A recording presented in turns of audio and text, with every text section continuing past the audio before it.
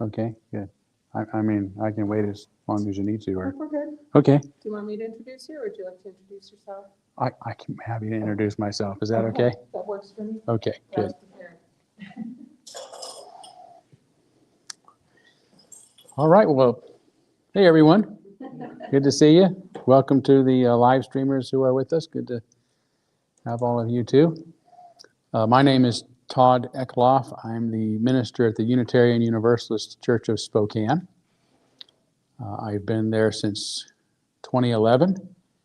I moved here from Louisville, Kentucky. I was minister there for 12 years at the Clifton Unitarian Church. So I've been in Unitarian ministry for about 25 years. I started off really in a non-church going home, but as a teenager growing up in the Bay Area, I got swept up in the born-again Christian movement and ended up going to the Southern Baptist Church in my community, which just happened to be the closest church. So I was a Southern Baptist for a while, and even went to a Southern Baptist college and was ordained as a Southern Baptist minister, but I left before I finished seminary and became a Unitarian in 1988. So how many of you are familiar with Unitarianism?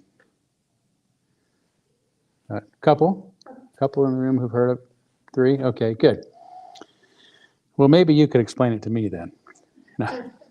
It is a very different type of religion, certainly than what we are used to in the West.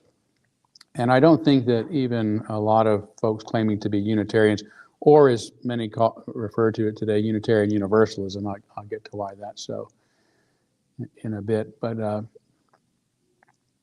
it's different, I think, primarily because it's not based on any kind of doctrinal ideas. People will, usually in the West in particular, if someone's unfamiliar with a religious belief, you will say, well, what do they believe, or what do you believe? And we can't really answer that because we have all sorts of different beliefs. That's not really what our religion is about. It's more about it's the way we move through the world as individuals, as a religious community, and kind of our behavior, regardless of what we believe. Now, in the West, where Christianity is at least dominated for centuries, religion has largely been defined upon what it is you believe. And if you're a particular denomination of a Christian religion, for example, well, what do Methodists believe that's different than what Baptists believe, or Presbyterians, or Episcopalians? Sorry. So it's really honed in on what you believe. In fact, some teach, that you're saved by what you believe, not necessarily by what you do. It's all about having the right idea. And so our religion is very different because we don't have dogmas or doctrines that we believe in. We tend to gravitate towards what I would call liberal principles, and I'll get to that as well. But to kind of explain a little bit of our history, and I'm doing this, calling this Unitarianism and Universalism, which became associated in 1961, but have been around a lot longer. I always like to say they've been around at least as long as this guy was around. By the way, this is an actual photograph of Jesus Christ. Just kidding, of course. But Unitarianism in particular is just the belief in one God. Jewish theology is Unitarian. And that Jesus was a Unitarian, theologically Unitarian. His original followers who were Jewish were Unitarian in their theology. That really didn't change until 300 years after his death, when Rome basically became Christian and was much more comfortable with worshiping human beings and idols and those sort of things. And so they came up with the Nicene Creed, which for the first time defined Jesus and God as one substance, one being. And then in 380, they had another council of Constantinople, and they added the Holy Spirit, and the Trinity was born really about 4 centuries after Jesus' death. But Jesus, we would say, we have a humanistic Christology. Unitarianism is the belief that Jesus was a human being, not a God, but that he lived beyond his execution and is resurrected through, if you will, the practice of his ideas and his, more importantly, his beliefs about how we should treat one another. So it's a humanistic Christology, which keeps him as a human being who had ideas and practices that could transform the world. They believe that he was only human. So some people, might say Jesus was fully human and fully God, which, is sort of contradictory if you think about it. But Unitarianism would say, well, no, he was only human, but had obviously it's his humanitarian teachings that we value.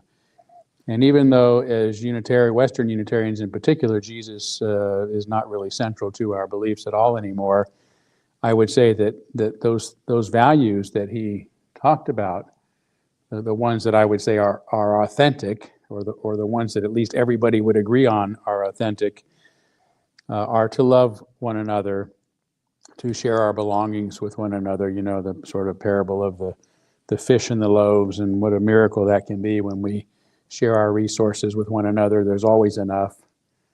Jesus really taught abundance. He didn't really teach sustainability. He taught abundance, right? That there's more than enough to go around.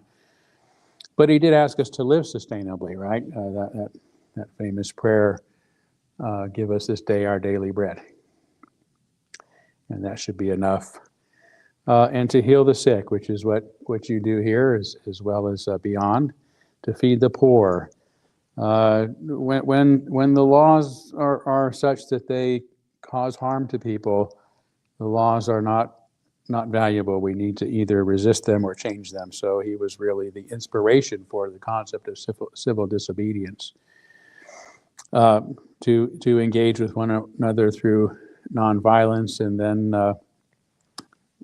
equality. Of course, the historical Jesus is really considered someone to have included everybody who was outcast in his society, and seemed to have been criticized for doing so. Right? You don't do that in public. You don't talk with women in public. You don't talk with foreigners in public. You don't talk with the unclean and the demonized and those sort of things. So he seemed to be somebody who said no society has to be inclusive. In fact, one interpretation of Jesus is that he himself was an outcast, having been born out of wedlock without a father, and his great epiphany was coming up, in his baptism, in the earliest gospel, before there's a virgin birth and a resurrection and all that. In Mark, he just comes up out of the water, has this religious experience. Wow, I'm a son of God, and I'm a son of man, right? I'm a child of God, and I'm a human being. And that was really the good news, that everybody's a child of God, and everybody, therefore, is a human being and deserves to be treated with dignity. And that was the good news. He hung out with the people who felt they had no dignity and said, yeah, you're equal and you have dignity. So these are profound values that we continue to hold. And then, of course, to forgive one another so that we can move forward and live peacefully. Interestingly enough, the first systematic theologian was Origen of Alexandria, who lived in the second and third century. And he was the first theologian to actually try to formulate what it is that Christians believe. And oddly enough, he had a type of universalism. He did not believe in eternal hell. He said all human beings, even devils, shall be finally restored through the mediation of Christ. And it was very hard to reconcile. How can a loving God create an eternal place of torment? And so this is what you call your theodicy. How do you work out that answer? And Origen worked it out by saying, well, eventually everybody will be released from hell, even the demons and devils, because God's love is so great. Very very controversial belief, but it's interesting that the first theologian had an era of universalism. Now, in those days, it didn't mean they disbelieved in hell, only that you'd get dipped in for a while and eventually make your way out. He also had this unusual belief that the souls of humans existed in a previous state and that we're sort of here in these bodies to work out the sins that we committed, sort of thing, which is an early idea of reincarnation. It has nothing to do with Unitarian Universalism, but it's interesting to me that the first systematic theologian of Christianity also believed in reincarnation. So for all of his wonderful work, he was tortured to death, and then his works were declared heresy in the 6th century. But about the time he was being killed, this other guy, Arius, was another theologian who was born around 250. And he was sort of the tail end of the original idea that Jesus was a human being whose teachings were of great value to us. And so he was one of those who continued to claim, even as this became a controversy in Rome, which had adopted Christianity, that the Father was superior to the Son, that there were two separate things, that Jesus was not God, and that became known as the Arian heresy, even though it was really the original belief of these early Christians. So the Council of Nicaea really was in response to the Arian controversy, in which the emperor said, you've got to get together to solve this problem once and for all, and you need to use this term homoousia, or ousios, which means they were both of one substance. Jesus was essentially divine, which, by the way, the Greeks and Romans had no problem worshiping human beings. That was a long part of their mythology and their history. Augustus, the Great One, was an emperor, Octavius, who became the Great One. He was so revered for the good work he did in Rome, and he did, that they imagined that when he died, he went on to be with the gods, and so that's what Augustus means, the Great One. So even they had already a precedent of somebody rising from the dead and ascending to be with the gods. So again, as I said, the First Council of Constantinople ended up adding the Holy Spirit to the mix, and the Trinity was born. And so you're looking at 381, which is almost 400 years, 4 centuries after Jesus actually lived. So you have elements of Origen's Universalism and Arius's Unitarianism very early. These preceded the birth of the Trinity. And so I always like to say that, we were here first. But alas, it wasn't too long after that the Dark Ages emerged, in which Christianity, at least in the Western world, became the ideological law of the land. In fact, in 381, even expressing a Unitarian idea became outlawed. That became a law. If you said otherwise, you could find yourself, in a dungeon or worse. And so this preceded about 800 years of really trying to force everybody into one ideological box. And it became very depressing. If you think about it, when you tell people you can't think for yourself, the one thing we lose is innovation.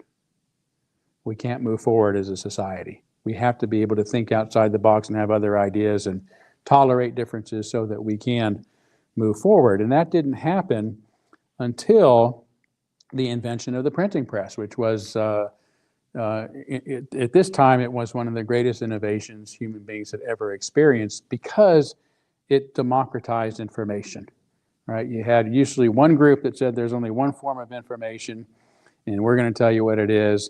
And suddenly, lots of people were able to start printing and distributing information.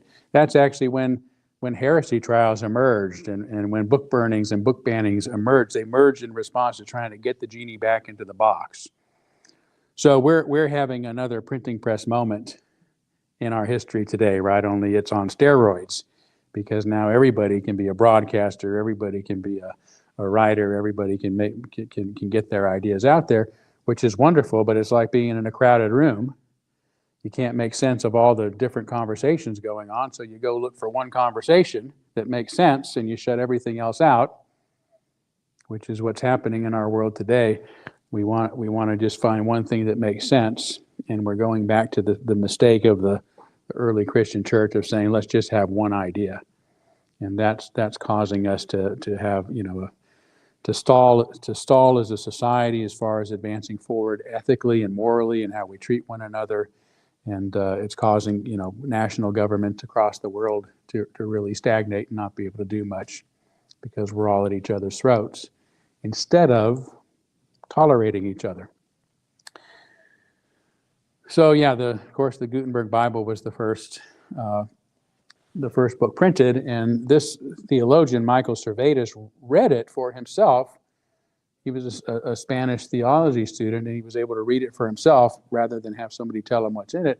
And he said, well, there's nothing in here about the Trinity. I can't wait to write a book about it. Well, that did not go over well. And by this time, the Reformation had happened because of the press that spread information and caused people to splinter. And John Calvin, who was one of the reformers, was not happy at all with this, and they tried to hunt Michael Servetus down. Eventually, he was a very popular person. He was an inventor as well as a theologian. But several decades in, they finally captured him. Calvin tried him himself, and then declared that he would be bound and taken and burned at the stake along with his books. His books were actually used for fuel. It was brutal. They used wet wood so he would suffer longer. I mean, it was just really a brutal time. So poor Michael Servetus, who is widely considered the founder of Unitarianism, but really he was its martyr.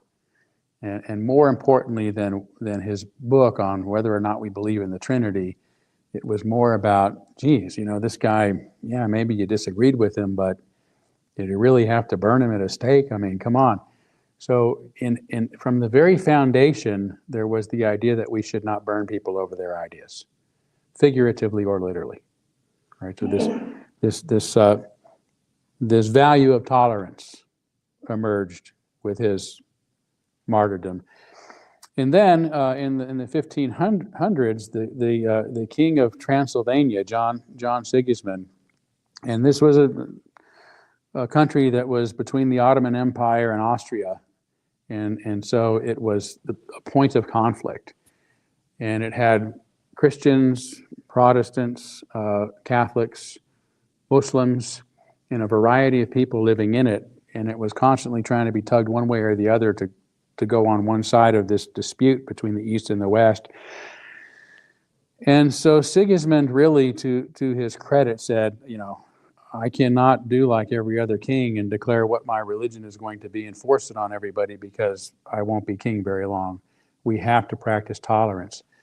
Now, we accept this term tolerance today, as a common value. It only makes sense. But in those days, it was highly resisted. It was like calling for anarchy. Right? How in the world can people with different ideas possibly get along?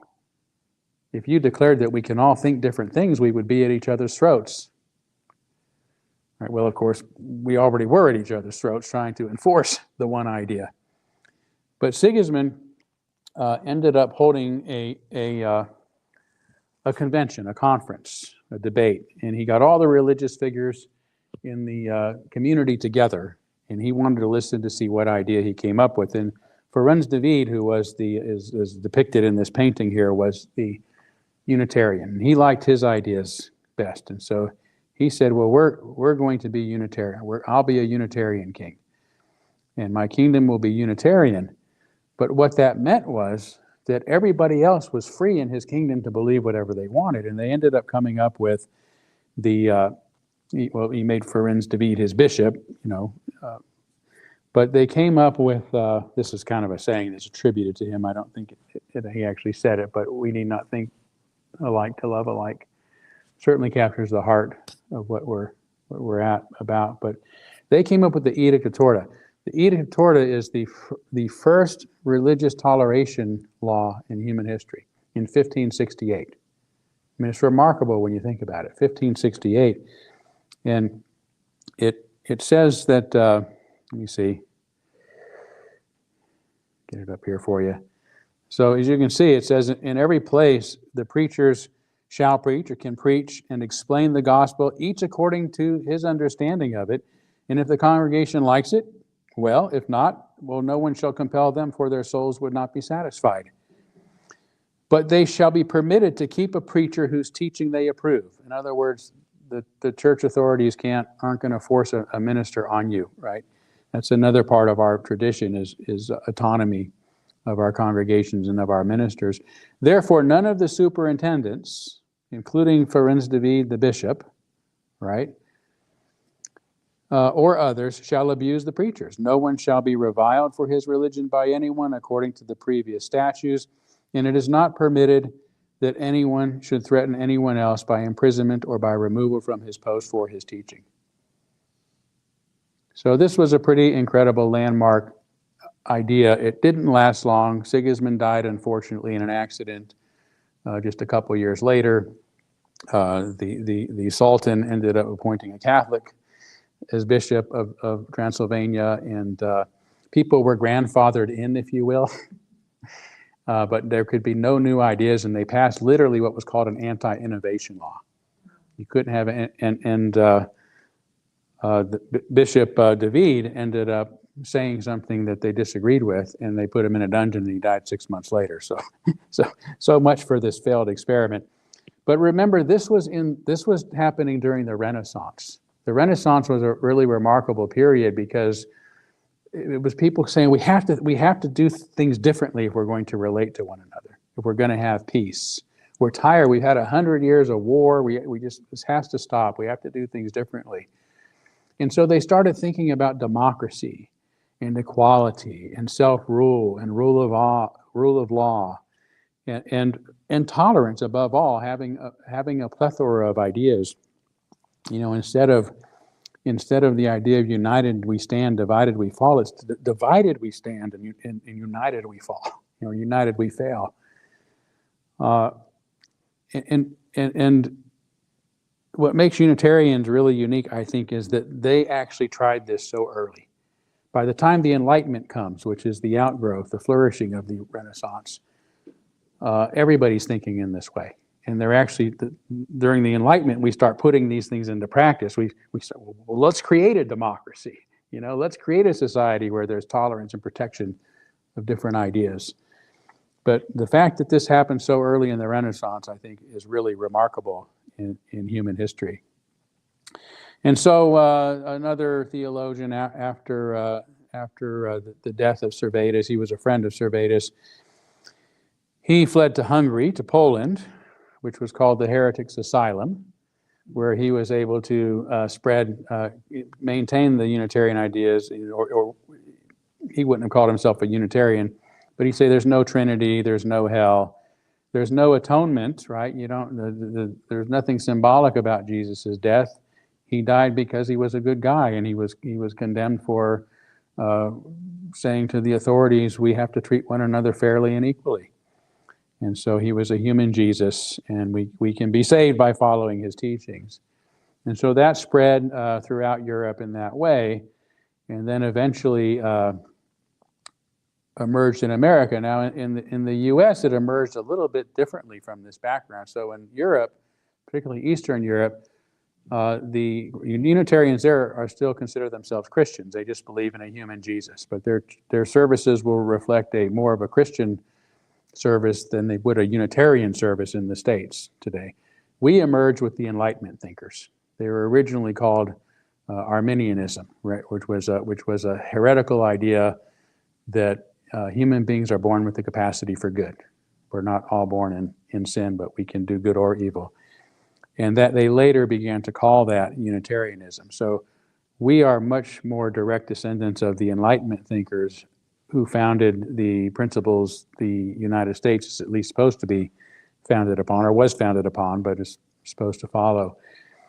And then the first actual church in the U.S., King's Chapel, established in 1686, was Anglican, but they ended up calling James Freeman, who was a Unitarian minister, to be their minister. So it was really embedded in the core movement and beginnings of this country. It was as early as 1825 that the American Unitarian Association was established. So we've been around a long time. Real quickly, let's go to Universalism. Universalism what really emerged formally in contrast to John Calvin. He had this doctrine of predestination, that only a few people will be saved. They're foreordained in a book somewhere before the foundations of the world. Everybody else is going to go to hell, and the decision is final. There's nothing anybody can do about it. So the antithesis of if you think about it, it really is, well, no, Jesus died for everyone. People have free will, so they can choose whether or not they're going to be saved. God only knows who it's going to be, and the decision is really up to the individual choice. So that's really the heart of universalism, which emerged from a disbelief in eternal hell to a belief in potential salvation for everyone, to a disbelief in hell, to altogether, to a focus on a loving God. And that's how it's evolved over the years. And John Murray is the one who actually brought it. He was a Scotsman, a Universalist evangelist, who gave it up. He lost his wife and child and just decided he was going to get away from it all and go to the New World and start over, do something else. He didn't want anything else anymore to do with the ministry. But he set sail for the New World on the Hand in Hand around 1770, and it ran aground. It was shipwrecked off the shores of New Jersey. And while there, he met a fellow named Charles Potter, who was a Universalist, oddly enough, and said, "I built this chapel on my island, and I've been praying to God to send a Universalist minister. Please stay in." It's the only Universalist miracle we know of. But so he said, "Yeah, I'll do it," because this fellow was so kind to him and helping him, through this shipwreck. And he ended up really, saying, "Yeah, I need to be doing this. This is who I am, and it's what I'm supposed to do." And so he gave the first Universalist sermon in the U.S. in September of 1770, and then went on to help form a church, the first Universalist society in America. And then this is what's kind of interesting about what this church did in Gloucester, Massachusetts. They had 61 followers. That was their founding. But in those days, the churches were supported by the government in the U.S. There was no financial separation of church and state. And this was not a mainline church, so it was not only not supported, but the authorities were demanding, the first parish, that they had to pay them their tithe. And the Universalists refused to do it, and so the authorities literally went in and started confiscating their property and were selling it to pay their tax, their tithe. And so they did exactly what any good Unitarian would do. They sued them, and they won. And that's where we got the separation of church and state, and those laws that were once existed in this country that favored certain religions over others and could receive financial support by the community went away. And there's the Universalist Church of America, was officially founded in 1793. Go out into the highways and byways of America, give the people blanketed with decaying and crumbling religion something of your new vision. You may possess only a small light, but uncover it, let it shine. Use it in order to bring more light and understanding to the hearts and minds of men and women. Give them not hell, but hope and courage. Again, a very sort of early American kind of ideology. So there's a few things we've succeeded in doing since then. We were the first to be committed to really public education, non-sectarian education. Horace Mann was a Unitarian, and so he helped to found it. Very early on in 1841, we were part of an anti-slavery society convention, well before the end of the Civil War, which said that contrary to the plainest dictates of natural justice and Christian love, and to the doctrine of universal grace and love, which we cherish as the most important of revealed truths. In 1845, again, 20 years before the Civil War ended, a free colored man and his family were able to join a Universalist church in Mount Olympus, Alabama, of all places. And then in 1880, the Universalists ordained Joseph Jordan as their first African-American minister, which again is remarkable. They founded the first Universalist Church of Norfolk, Virginia, and a school for African-American children that was staffed by Quakers, Unitarians, and Universalists. So already we're sort of bringing our joint values together.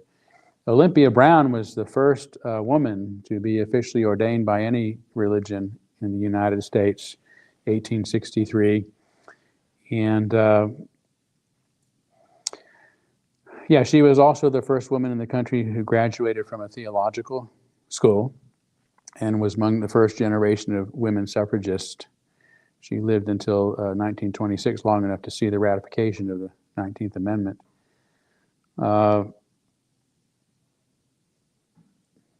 And so she was ordained in 63. So others, you might recognize some of these names. I won't go into great detail, but Mary Wollstonecraft, who was the author of Vindication of the Rights of Women, was also a Unitarian, and she was considered the 18th century's foremother of feminism. Dorothy Dix, there's Dorothy Dix, became a Unitarian as an adult and is remembered for her work establishing hospitals and trying to improve conditions for the mentally ill. There's Margaret Fuller, born a Unitarian and America's first female reporter, and was herself wrote the first major feminist book, Women in the 19th Century. Elizabeth Cady Stanton, also a Unitarian, who was an abolitionist and a voting rights activist who also struggled for birth control and property rights for women, and served as the president of the National Women's Suffragist Association. There's Julia Ward Howe, who wrote Battle Hymn of the Public and was another women's suffragist and abolitionist. So we're very proud of our being so far ahead of the curve on women's rights, and of course anti-slavery as well. We were the first to really begin calling for the abolishment of the death penalty. And I would say that our church in Spokane had a lot to do with Washington's governor putting a moratorium, at least, on the death penalty just a few years ago. Famous individuals like the Ralph Waldo Emerson and his friend Henry David Thoreau were also Unitarian ministers, and they brought a transcendentalist sort of ideology into the mix, in which we got really started to get away from talking about ourselves in Christian terms and speaking more broadly about things. And then one of my predecessors in Spokane, John H. Dietrich, who was the founder of religious humanism and the signer of the Humanist Manifesto, also came along and said, why are we talking in religious terms at all? Why can't we just be good for goodness sake? And then Jose Ballou wrote, this gets back to the idea of nonviolence. He's the one who wrote Christian Non-Resistance, and that ended up influencing Tolstoy, as I have here, and Gandhi and Dr. King. Ballou influenced Tolstoy, Gandhi, and then Gandhi, Dr. King. So that's a really I'll just say that from here, the Unitarians and Universalists formed an association in 1961 and have been calling ourselves Unitarian Universalist ever since. We've gotten away from that idea, unfortunately, like a lot of a lot of people trying to figure out what's the one conversation we should be having.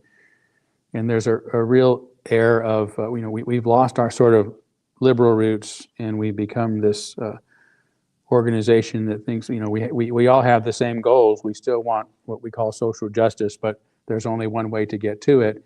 And anybody who says differently needs to be condemned. So we're suffering the same sort of conflict in our religion today that is happening in the world, really, due to what I would consider an overflow of communication, so much so that we can't possibly keep up with it. And we're trying to make sense of the world, and we're at each other's throats. So to me, the solution is to go back to tolerance, right? If we can get away from the one idea solution and say, wait a minute, how about we all have different ideas?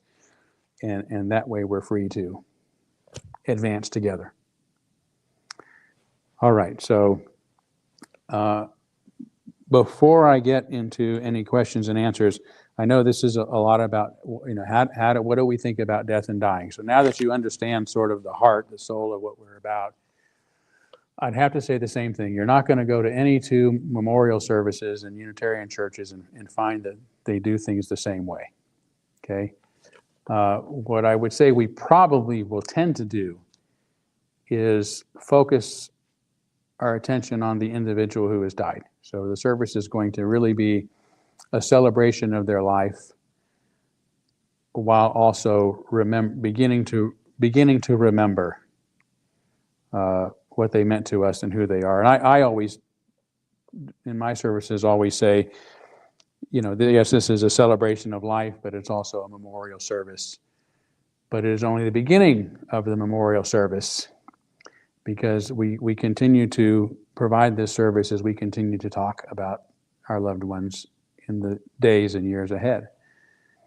And so we'll focus for an hour, hour and a half, hearing from people about their loved ones, music, those sort of things. Maybe a slideshow. Those are becoming increasingly popular at memorial services. But I almost always end my service with these words. None of us can know for sure, no matter our faith, what happens after this life. Some believe there's more, others not. As for me, I don't know. I speculate because I see the renewal of life all around me, in the passing and return of the seasons, in the rising and the setting of the sun, in the phases of the moon, the transformation of a worm into a butterfly, that there is something more. Though more than this I cannot say. I also understand, as Heraclitus taught us thousands of years ago, that nothing ever remains the same. Everything changes. We can't step into the same river twice. And I understand that matter and energy, which are ultimately the same, according to Einstein, cannot be destroyed. They only change form. And everything that exists in our universe today was also here in some form when it all began 13.7 billion years ago, crammed into a singularity smaller than the smallest particle. Everything that has ever been is still here with us, part of us. So for now, it must be enough to know that those who have died remain part of us too, and that their memory is kept alive in our hearts. So those are kind of the closing words to my memorial services. All right. I don't know how much time I took or how much time we have. Can you guys hear me okay? I was probably supposed to use this. You're okay? Okay, good. You want me to start over? Let me go through that again. So if there's any comments or questions, I'm happy to entertain them if we have time. Do we have time? Oh, good. All right. I just had one question. Yeah. At the very beginning, you were talking about the concepts of heaven, and the fact, at least the way I interpreted it, is the fact that at least in the church, there's not a hell or anything like that. Okay. Mm-hmm. But there is a heaven. Is there accountability for somebody like a Wayne Gacy who murders and eats kids or something like that, or anything in the afterlife that deals with that? Or is it just he goes the same place that everybody else does? Yeah, so the question, can they hear? They Yep. were able to hear on here. Okay, so you heard the question. Yeah, again, we wouldn't have a position on that. I'm imagining that there are members who believe all sorts of things about that. Some might believe that there is some sort of, place where someone has to be held accountable. Maybe Wayne Gacy will have to return to this world as a lower life form or as another human being and try to work that stuff out. I hope not. I don't think I want Gacy around anymore myself. But yeah, we wouldn't have a belief about that. For most of us, we would think at the very least that folks should be held accountable in this life. That people are redeemable, but they should be held accountable in this life. I mean, I won't get too much into the prison system, but I personally believe that the idea of prison is a theological concept based on a belief in hell. And the fact that we know that there is absolute torture and torment and inhumanity and indignity, brutality going on in these boxes that we've created to keep people in is just sort of like, well, yeah, but that's hell, right? That's what people deserve when they're punished, is to be put in a place where they are tormented. And then, the worst thing is supposed to be putting people to death, right? And so there's all, how can we kill people if we're killing people? I mean, if I really was a vengeful person and I wanted somebody to suffer for what they've done, I would not want them to be executed. I'd want them to go to prison for the rest of their lives. Well, one thing, they're going to have to live with it, and two, I mean, that's an unbearable way to have to live one's life. And so, if accountability means suffering, we can let them do plenty of that here on this earth without doing it for all eternity. It's hard to understand, at least is to me, on like the accountability. And the other example that comes to mind is Adolf Hitler. Mm-hmm. And doing the horrors and everything that he did to so many different people over the years. And the concept that there's no accountability, he kills himself. Yeah. There was a great book years ago called Why Do Bad Things Happen to Good People? I think the book should be written, Why Do Good Things Happen to Bad People? In my opinion, this is the life we have. And this is where it happens. And there's injustice. The idea that things are fair and there's justice, it's not the case. Not always the case. We can create that as best we can for one another. But yeah, there's some bad people that get away, that have good things happen to them, and there's bad people that get away with things that nobody ever knows about. I think that's just the nature of it. I don't think there's a cosmic force that brings balance. But that's my opinion on it. Yeah. So, do you have a gathering place like a regular church, like Catholic or Lutheran? Where is that at? Yeah, we Unitarian Universalist communities for the most part have places they meet, usually on Sundays. In our case, we've been around since 1887 in Spokane.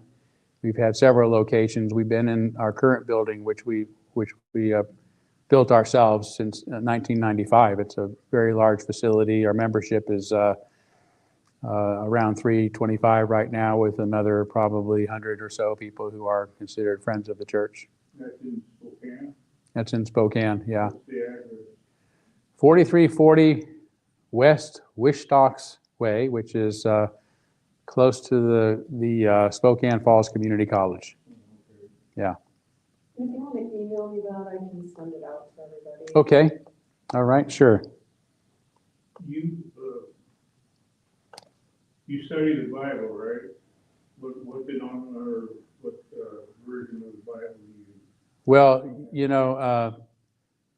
we don't. No, it's not. The Bible is not necessarily. Because You know, not like. Now, for example, I was a Southern Baptist, right? So my theological training originally was in the Christian faith. Yeah, So I will often use the Bible as a source. I did a sermon last month. I did one on the historical Jesus and one on the historical Paul.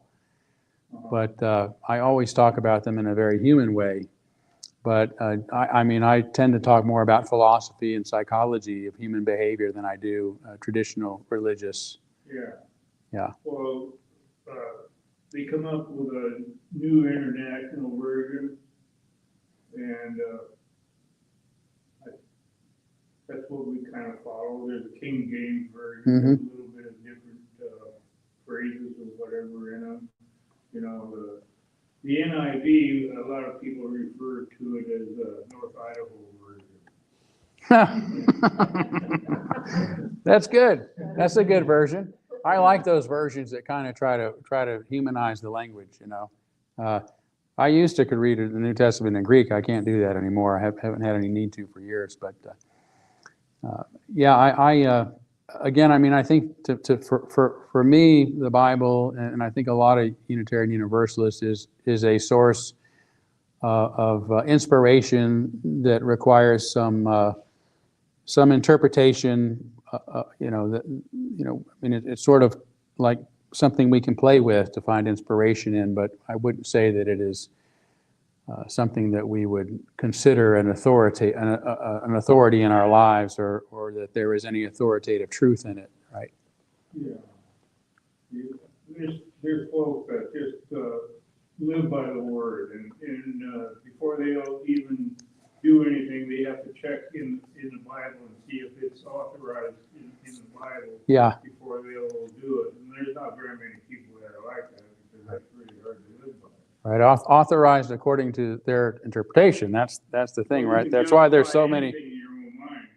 Well, there's so many different versions of Christianity are also based on different interpretations of the Bible. But people ask me a lot, well, if you don't preach from the Bible, what do you preach from, or what do you speak from? And I say, are you kidding me? The fact that I only have to speak from one book is what's limiting. The fact that I can go to so many sources, whether it's science, humanism, philosophy, Buddhism, Hinduism, Christianity, Right. Judaism. I mean, there's a whole plethora of sources of inspiration out there that if we opened our hearts and minds to them, we would find. Yeah, exactly. Yeah. You gotta be willing to listen and learn. That's right. We have a question back here too, and then one over here. So for those of us, as far as professionals in the room that sit with people at the end of life, Mm-hmm. what is the most impactful, important thing that you think that we should know about how to meet or approach care with an individual that holds this belief system? Yeah, I think, and you're pretty good at this already. The biggest thing is honesty, right? You don't want to go in and feel like you have to. You already know this better than I do, I'm sure, but you don't want to go in and try to make people feel better about something or deny what's going on. Unitarians are very smart people. Most of them are very content. I've lost at least half a dozen of good friends this year from the church who've entered into their late 80s and 90s, and they all went just beautifully. They didn't even need the help really outside of the physical help of being there, people in their beds and whatnot. But just be aware that they're okay. Unitarians tend to be okay about death. It's like one of those things. We've lived our lives. It's okay that this is happening.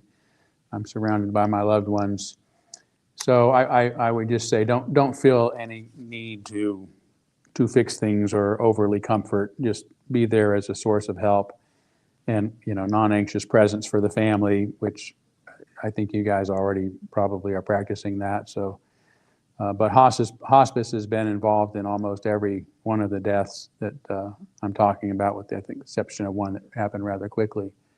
And we love you for the great things you do in our community. And then remember that you don't have to get into any particular beliefs or worry about that. If someone wants to bring up what they think, that's fine, but you don't have to figure out oh, now what do they think about death and heaven and hell? You just don't have to do it. You just go in and do what you're supposed to do and be there for them, and you'll be right on. And I thank you for that being the case, because I've experienced a lot of what you do over the years. Yeah. Well, that's exactly what a person that feels as though he's going, so to speak, a better place, have a more peaceful, easy feeling about passing away, and they go peacefully, rather than a person that doesn't believe there's a hereafter. Well, some of these people don't. I mean, that's what I'm saying. Some of these folks And they just think they're going to get to go recycle themselves for the worms, so that the circle of life is happening again. There's something else. No, nothing. This is it. I live. This is the one chance to be a conscious part of the universe. I better take advantage of it while I'm here, be as good as I can. And Could I get your phone number, please? yeah, Okay. well, I'll give it after we stop recording. So yeah, If you don't want to know. yeah. Yeah. I guess my understanding has always been that everybody's welcome, has a seat at the table, regardless of your beliefs, non-beliefs, that everybody has a voice and we can come to the table and talk about this. And Right. some of us may believe in an afterlife, some of us may not, and it's all, and everything in between. Yes. Yeah, that is the heart of the religion, that everybody should have a place at the table, but a place within the community, where we're able to get along. So, the traditional idea was that, during our social hour after services where we're drinking coffee or whatever, you might have somebody with Buddhist leading, somebody who's a believer, somebody who's an atheist, and that we don't not talk about those things. We may talk about those things, but we're not compelled to. And if we do, it's no big deal, because that's not why we're there. There's not this impulse, the psychologically, information is designed to propagate, just like genes, right? And in some way they're parasitic, our beliefs, because they want to dominate. They want to get out into the noosphere and become a dominant force. And there's recessive ideas or memes, like nonviolence, it doesn't quite go away. It keeps coming up sometimes, but it's failed to become a dominant idea in society. But what happens to us neurologically is the feeling of being right actually gives us a dopamine rush. Right? We're rewarded to feel right, and that's a survival technique.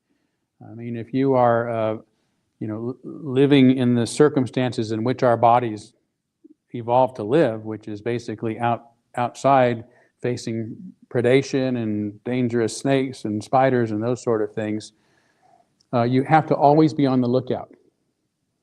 And so physiologically, we become creatures of habit by repeating the same behaviors over and over. And the more we repeat them and they haven't gotten us killed, the safer they are. And we apply that to ideas as a thinking species. The ideas that haven't gotten us killed comfort us and make us feel safe. And that's why we want to fight each other, because we feel threatened if our beliefs are threatened. And this is about learning to rewire yourself so that tolerance gives you that dopamine rush. Mystics were really good at that, right? Mystics didn't believe anything. They thought believing things was the greatest mistake, and the more I can whittle away at what it is I believe, the more I get to the truth, which is absolute nothing. I mean, that's really weird stuff, but they got the same dopamine rush that most people get feeling right or righteous, because you feel right, then you're righteous, and if you feel righteous, then you have to protect your righteous idea against the infidels or the heretics or the evil people that are going to come and try to take away your life. So tolerance is primary for us. That's really, I would say, the fundamental expression of our religion, or should be. Yeah. I love that that's my question and it just came up. So I I hear tolerance, but I feel acceptance. And when I personally have felt like I need to be tolerant, it's because I'm not willing to be accepted. Mm-hmm. Yes. And I just would love to hear your perspective on the difference between tolerance and acceptance. Yes. What a beautiful question. And I get it a lot. It's really important, I think. So if you were to define the Enlightenment values very simply, they are rooted in human dignity. Right? It was Immanuel Kant was the first to sort of phrase it that nobody should ever be used as a means to somebody else's ends, but should be considered an end within themselves. That morphed during the French Revolution into the inherent worth and dignity of every person. Okay, but the Enlightenment philosophy is really about recognizing that all human beings are really equal. That's why democracies exist. We should be able to govern ourselves rather than have a ruler tell us what we're supposed to do. So the mechanisms for creating that dignified existence for all people are reason, which is not necessarily thinking well, you should think well, but it's about my trust that you as an individual can think for yourself and come up with your own ideas. You don't need me or an authority telling you what you should believe. Freedom to express ourselves, express what we believe, what we think in particular, and the freedom to participate in the benefits of society without prejudice. And then the third one is tolerance. And why I say this is the most important, because even though you didn't quite say it, I think your question gets at the heart of it. Tolerance is a very low bar. Right? I mean, some people, well, no, we're supposed to love one another. We're not supposed to talk. We're supposed to embrace one another. We're supposed to accept one another. Well, that's great if you do. It's like Dr. King once said, I cannot make a man love me. I cannot pass laws to make a man love me. But I can pass laws to keep him from lynching me, and that's pretty important too. Right, so we can't get there. Just like with gay rights, gay marriage in our world, in our society, we had to become tolerant of having gay people in our lives before we could love them and relate to them. Right? I mean, when I'm 60 years old, when I was growing up, if anybody was gay, they better not come out. You didn't know it because they were afraid. If you did know it, they'd either run into trouble or everybody pretended they didn't know it, But because there were these really crazy gay people who would go out in these parades and dress up in wild ways and everything, because you had to be insane to do that, right? We start, okay, there are gay people in our community. And then that ends up being, there's gay people in our neighborhood, in our schools, in our family, parents, children, aunts, uncles. And these are people we love, right? So we have to create the space to relate and accept one another. We have to create the space where we can fall in love with one another. And tolerance does that, and it doesn't cost anybody anything except to say, live and let live. That's all it is. And that's what happened when it was first accepted. I mean, originally tolerance literally meant, the Catholic communities will have some Protestants here, and we won't kill you. But you're going to be over in this neighborhood. You can't meet in any churches. You have to worship at night. You can't marry a Catholic. There were all sorts of discriminations. It took a long time for tolerance to grow to this point where it really meant no. Everybody, not only do we tolerate our differences, but everybody has equality to move about in society in the same way and take advantage of the benefits of society in the same way. But it's a low bar, and we can't legislate anything above that. But we can legislate that you've got to live and let live. It doesn't matter who your neighbor is. If your neighbor is a citizen in this country or has a lawful right to be in this country, they get to move where they want to move and live next to you. they're not violating any laws, right? And you don't violate any laws against them. Now, I was a product of integration. I was in one of the first integrated neighborhoods in the country, out in the Bay Area. And as children, black, white, Chicano, Islander, Samoan, we were taught by our parents to dislike each other because our parents didn't like each other, some for good reason. But we lived across the street from each other. We went to the same schools together. We wanted to like each other, but there was this weird period when we were kids where we pretended we didn't like it. We'd play together, but somehow we couldn't like each other. We couldn't talk to each other. We couldn't be friends, but we could go play street football or flag football or whatever it was. And by the time we got to be teenagers, we're like, screw our parents, like any teenager. Why should we not be the best of friends? And so all of my best friends in high school were non-white kids. It's because that's the diversity. That was the diversity of the community that I lived in.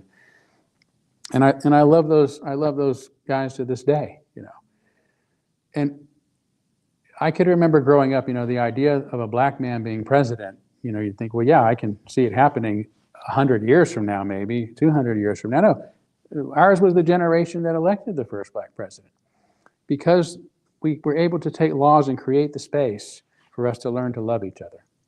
So you're right on. Tolerance is not a optimal, right? But as far as being able to put systems in place where people are protected and not lynched, like Dr. King said, and then hopefully we can learn over time, because we are together, that we're not so different after all, and have that love and kindness for one another.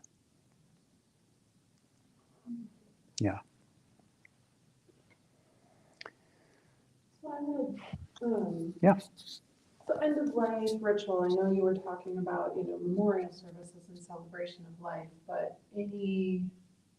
just out of my own curiosity, any kind of end of life rituals before death, any preparation, anything after death?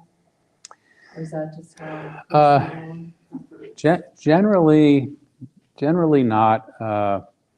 It's kind of, I think, would be standard in a lot of Western practices where if I know somebody's dying, I'll go to their home or to the hospital and visit them and check in on them, that kind of thing, say goodbye, thank them for all they've done, that kind of thing, check on the family.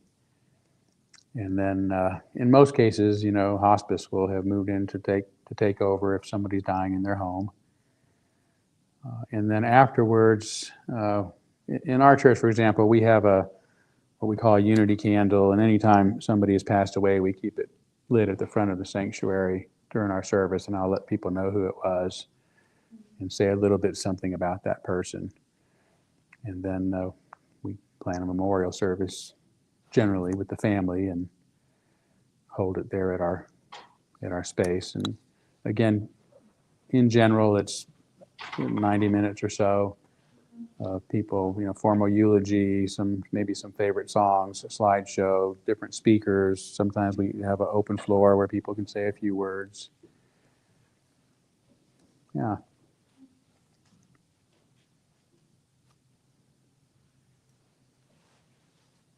You guys are probably tired of sitting on those hard chairs.